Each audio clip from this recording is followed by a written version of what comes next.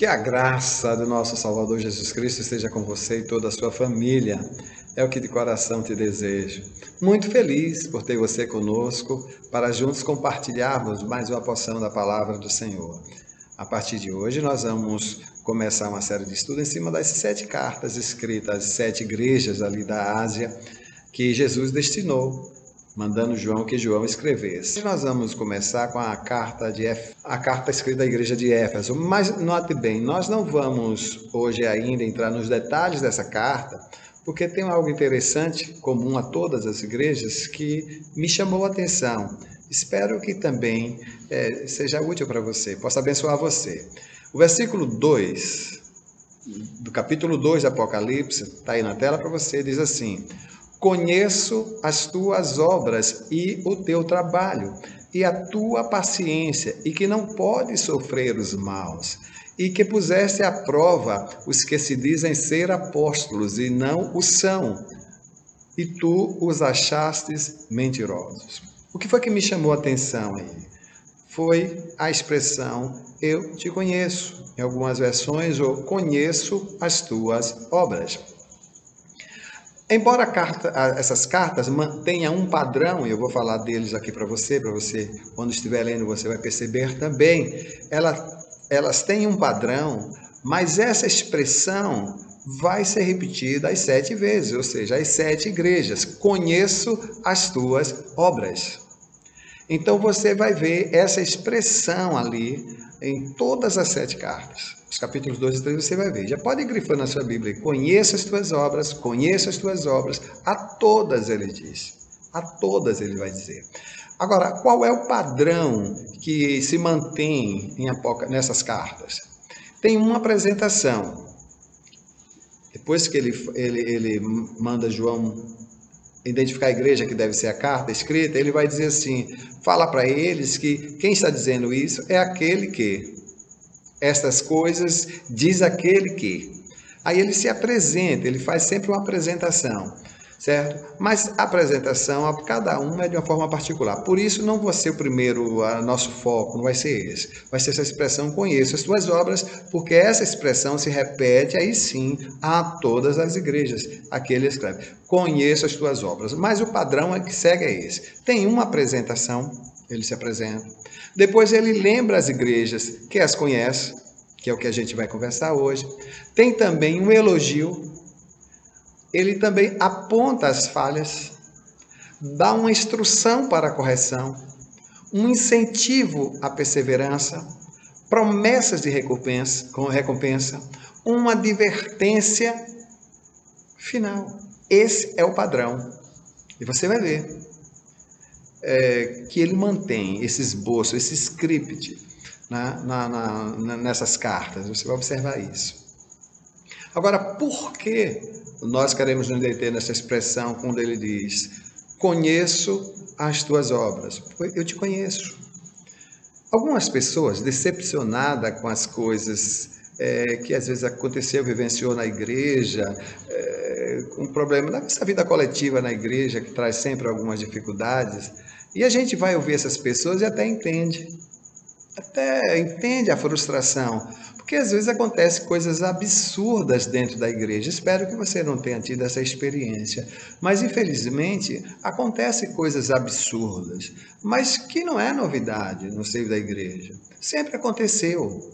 Se você ler ali Coríntios, você vai ver os problemas absurdos que aconteceu dentro da igreja, né? Coisas assim espantosas, né? De fazer careca arrepiar o cabelo, né? Então, coisas que acontecem dentro da igreja. Aconteceu, acontece hoje e continuará acontecendo.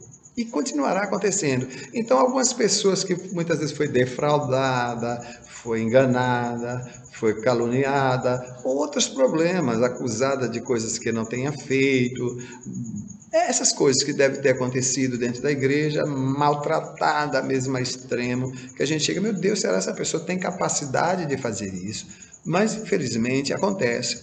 Então, há pessoas que viveu determinada frustração e chegou, concluiu, não, eu não quero mais estar na igreja, eu não quero mais a vida coletiva. Ele não quer mais a vida coletiva. Continua afirmando que tem sua fé em Deus, em Jesus Cristo, na Bíblia, mas que vai ficar em casa, obedecer aí a quarentena, ficar em casa. Não quer mais saber da vida na igreja, dado a sua frustração. Tenho que lhe adiantar que postura como essa não pode estar em linha de jeito nenhum com o que Jesus Cristo tem para nós. Né? E aí em Apocalipse vai nos mostrar isso. Considera que essas coisas acontecendo na igreja, muitas pessoas mudam de igreja e vai encontrar os mesmos problemas, ou piores até, né? Porque não tem igreja perfeita. Onde tem ser humano, onde tem gente, a igreja, e algumas pessoas costumam dizer isso, e é verdade, a igreja é um hospital. Né? Então há pessoas lá enfermas, buscando um tratamento. Nem todos que estão ali estão curados ainda perfeitamente, plenamente. O processo de cura, como eu já disse a palavra, é um processo, já sugere, é um processo. Então essas coisas vão acontecer, mesmo de líderes, pessoas na liderança, eles também são humanos, estão sujeitos às suas falhas. Agora, considere o que Jesus diz nessa predição de Daniel. Está aí Marcos 13, 14, quando ele diz assim, ora, quando você vê, ou quando vós virdes a abominação do assolamento que foi predito por Daniel, está aonde não deve estar. Né? Ele falando já a Daniel, a profecia de Daniel, a abominação está aonde não era para estar. Aí às vezes acontecem coisas na igreja que não era para estar, não era para acontecer. Justamente as pessoas que são frustradas são justamente porque dizem, meu Deus, isso está acontecendo aqui na igreja, então é melhor estar no mundo, né? Então é melhor estar lá fora. Mas não é o que Cristo espera de nós. Essa ideia de Cristo sim, igreja não está alinhada com a vontade de Jesus para cada um de nós. Perceba a expressão que é repetida 7 vezes. A igreja que está em Éfeso, a igreja que está em Tiatira, são cidades. A igreja que está em Pérgamo, a igreja que está em Sarde. Ele não está se dirigindo a um indivíduo, ele está se dirigindo a uma coletividade, a um grupo de pessoas. Então, portanto, é um grupo de pessoas que tem um líder, ou anjo, né? Um mensageiro, depende da versão da Bíblia, ou o que nós entendemos ser os seus presbíteros e pastores. Então, ele escreve a igreja que tem o seu líder, tem o seu lugar de reunião, tem o seu povo que ali congrega e todos os problemas comuns a uma coletividade, a um grupo social. Então, ele não está escrevendo a um indivíduo. A igreja sou eu, não. A igreja é um organismo, é um corpo, é a soma de pessoas. Então, não é uma pessoa só. A igreja, o nome já sugere congregação, ajuntamento. Então, essa ideia aí desenvolvida aí por algumas pessoas, Cristo sim, igreja não corresponde com a verdade, e eu queria que Deus me desse a felicidade de poder fazer você compreender isso. Pense na igreja como um corpo. E Paulo, ele tenta explicar isso bem, de forma bem tranquila, quando ele vai dizer assim, olha, está lá em Coríntios 12, 26, primeira carta de Paulo aos Coríntios, diz assim, de maneira que se o membro padece, todos os membros padecem com ele. Todos os membros padecem com ele. E se um membro é honrado, todos os membros regozijam-se com ele também, alegram-se com ele. Então, não concebe a ideia de uma pessoa só fazer a igreja. A igreja é um corpo, é um organismo, é a junção de todas essas pessoas. E quando um está doente, os outros também sentem. Então, quantas vezes nós ficamos na cama por causa de uma dor na cabeça? Quantas vezes nós ficamos sem poder fazer muitas coisas, paramos nossas atividades por causa de uma unha encravada? Depende da gravidade. Então, dificilmente alguém que está enfermo no hospital está com todo o corpo comprometido. Basta um membro, basta um órgão estar com problema para todo o corpo sentir. Então, se um corpo adoece, se alguém na igreja adoece, espiritualmente se falando, toda a igreja adoece com ele. Então, é um corpo, não tem como separar. Não tem como separar. Então, na medicina, quando se sugere a amputação, é para salvar o corpo. Amputar é tirar, é cortar determinada parte do corpo de uma pessoa. São medidas extremas, quando não se pode fazer uma outra coisa, quando se vê que o corpo tá se pondo em risco por conta daquela parte. Aí se sugere a amputação, mas que não é uma medida recomendada com rotina. São coisas, como nós dizemos, extrema. Então, pense na igreja como um corpo, não pense na igreja como você sozinho.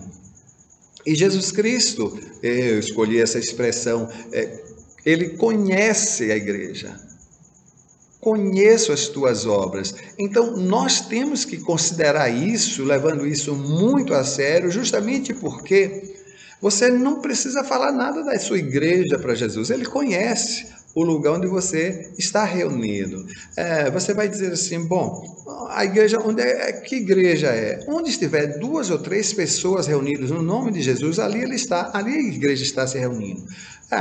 A escrita Éfeso, Pérgamo, naturalmente, as cidades não eram tão populosas, tão grandes como são hoje as nossas cidades, né? Então não dá para ter uma igreja só, mas não tem como a igreja aglomerar tanta gente. E a própria distância, o deslocamento. Então, aonde 2 ou 3 pessoas estão reunidas no nome de Jesus, se reúnem no nome de Jesus, ele está ali, a igreja está ali, naquele lugar. Então, mas Jesus conhece todas as igrejas. Ele conhece cada um de nós, cada pessoa que faz parte dessa comunidade. Olha que texto gostoso esse de João 10,14. Eu sou o bom pastor e conheço as minhas ovelhas, e das minhas ovelhas também sou conhecido. Veja só, Jesus diz, eu conheço as minhas ovelhas. Deus nos confiou algumas pessoas para tomar conta, mas nunca eu vou poder conhecê-las como deveria conhecer. Não tem como. Tá? Eu não conheço minhas filhas como eu gostaria, elas não conhecem o pai como gostaria. Tá? Eu imagino. Então é assim, o seu companheiro, a sua companheira, por mais anos que vocês estejam juntos, conhece uma boa parte, mas não conhece na sua totalidade. Mas Jesus nos conhece na totalidade, ele nos conhece plenamente, ele conhece as suas ovelhas. Ora, isso para mim é muito confortador. Eu já ando saturado de ser julgado por pessoas que nunca trocou nem palavras comigo. A gente já anda abusado de tantas pessoas que querem emitir um juízo de valor sobre nós, que nunca teve a oportunidade de fazer uma viagem de um coletivo junto, sentar nos bancos vizinhos. Nunca tivemos. E há pessoas que se acham na condição de poder julgar-nos, avaliar-nos. Mas isso não é um problema só meu. Eu sei que você tem passado por isso também. Muitas pessoas estão passando por isso, sofrendo por julgamento de pessoas que não conhece, que nunca trocou palavra com você, que nunca conversou com você, e se sentem na condição de se colocar como um juiz seu, para julgar você, dar juízo de valor sobre suas opiniões, sobre o seu comportamento. Ora, a única pessoa capaz de fazer isso é alguém que te conheça, que me conheça profundamente. Jesus sabe, conhece as minhas intenções, conhece as tuas intenções, conhece todo o teu pensamento, conhece a tua história de vida, conhece toda a estrutura em que tu se desenvolveu, conhece os teus temores, sabe a razão de cada um deles. Jesus nos conhece profundamente. Isso para mim é extremamente confortador. Isso para mim é extremamente maravilhoso, porque eu sei que quem me julga é aquele que realmente me conhece, mas me conhece a fundo, me conhece muito mais do que eu imagino de mim. Ele me conhece muito mais do que eu mesmo. Então, eu sei que Jesus me conhece. Então, ele pode realmente ser meu juiz, pode ele ser meu advogado, pode ele ser o meu Senhor, como ele é o meu Salvador, é o Salvador da igreja. Então, ele diz isso a todas as igrejas: eu conheço as tuas obras, eu conheço as tuas ações, eu conheço os teus movimentos, eu conheço o teu pensamento, as tuas motivações.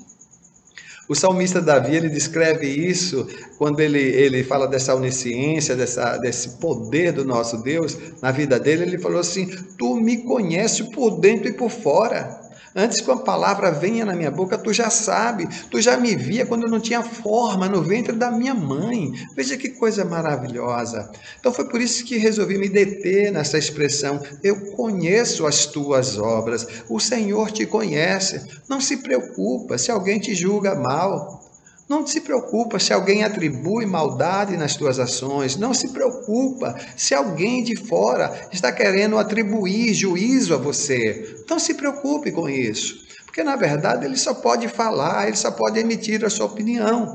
Mas Jesus Cristo conhece você, conhece a nossa motivação, conhece toda a intenção do nosso coração, conhece todas as razões. Eu gosto muito do Salmo 103 também. Aliás, eu gosto da Bíblia toda, eu vou falando agora da Bíblia toda, né? Ele bendiz a minha alma ao Senhor e tudo que é em mim bendiga o teu santo nome. E ele vai falar de que o Senhor conhece, nos lembra de nós e sabe da nossa estrutura que somos pó. Todas as igrejas têm problemas, porque são feitas por pessoas como eu e como você, pessoas fracas, pessoas debilitadas, que era vendida pelo pecado, né? Já fomos concebidos com essa natureza. Agora, na pessoa de Jesus Cristo, o Senhor começou uma obra na gente, uma obra na nossa vida. Aí você vai ver, ele vai falar das igrejas, não tem um padrão que eu falei, que ele sempre vai corrigir as igrejas, vai mostrar o problema que a igreja tem. Então, Jesus Cristo nunca propôs a dissolução da igreja, não. Com todos os problemas que ele sabe que a igreja tem, com todas as dificuldades que ele sabe que a igreja tem, nunca propôs a dissolução. Ele propõe o conserto, ele chama para o arrependimento.